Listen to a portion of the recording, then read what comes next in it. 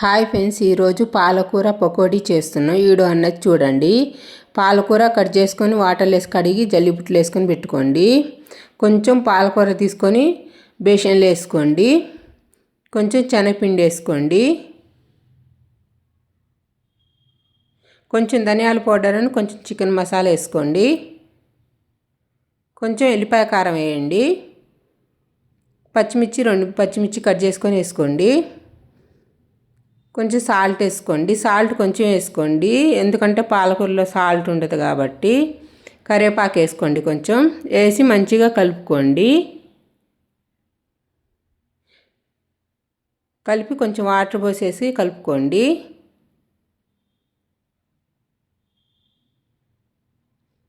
ఇలా చిక్కగా కలుపుకోండి పిండి అన్నది పకోడీ వేసేటట్టు. పొయ్యి మీద ఆయిల్ పెట్టేసి ఆయిల్ వేడెక్కినాక పకోడీ అన్నది వేసుకోవాలి.